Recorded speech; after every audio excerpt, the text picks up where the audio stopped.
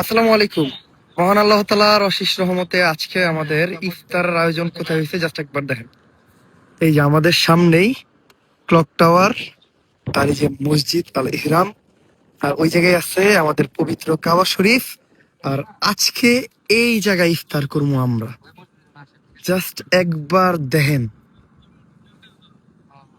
একদম ক্লক টাওয়ারের সামনেই এত সুন্দর। মাশাল্লাহ মাশাল্লাহ, মহান আল্লাহ তাআলার সৃষ্টি। মাশাল্লাহ, এত সুন্দর পরিবেশে বসে আজকে আমরা ইফতার করতেছি। সানসেট হইব এদিক দিয়া, আজান শুনবো আমরা মসজিদ আলী হারামের।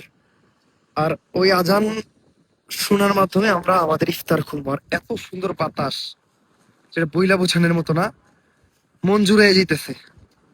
আমার তো চুল নাই, নয়তো চুলগুলো উঠতো, তাইলে বুঝতে পারতেন যে কত পরিমাণ বাতাস এই জায়গায়। আর আজকে আমাদের ইফতারের আয়োজনে কি কি আছে জাস্ট একবার দেখাই। সব ফল, আমরা যেহেতু এত সুন্দর একটা পরিবেশে ইফতার করবো, তাই আমরা আর কোনো ভাজা পোড়া আনি নাই, সব ফল। যেমন আম, তারপরে এই জায়গায় আছে হলো বাঙ্গি, যেটা আমরা বাংলাদেশি ভাষায় বলি, তারপরে স্ট্রবেরি। এই যে তিন ফল, যে এই ফলের বর্ণনা কিন্তু আমাদের কোরআনেও আছে। তারপর আছে দুই ধরনের খেজুর, ওইটা কিন্তু এটার নামটা আমার মনে নাই। এটা হলো সৌদি আরবের একটা ট্রেডিশনাল খাবার আর কি, যেটা এই সৌদি আরবিনরা ইফতারের সময় খায়। তারপরে আরো অনেক কিছু আছে, বাট সবচেয়ে বড় যে বিষয়টা সেটা হলো এইরকম একটা পরিবেশে ইফতার করতে পারার সুযোগ। সবই মহান আল্লাহ তাআলার ইচ্ছা, আল্লাহ তাআলা চাইছে বলেই আজকে আমরা এই জায়গায় ইফতার করতে পারতেছি।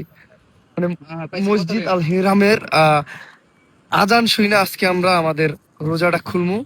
মানে এই সবই মহান আল্লাহ তাআলার ইচ্ছা।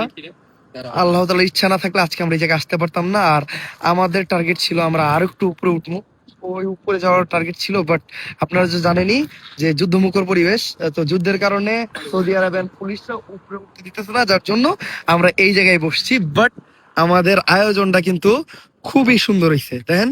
মানে পাহাড়ের একটা কোনায় এত সুন্দর একটা পরিবেশে আজকে আমাদের এই ইফতার হইব। মাশাল্লাহ।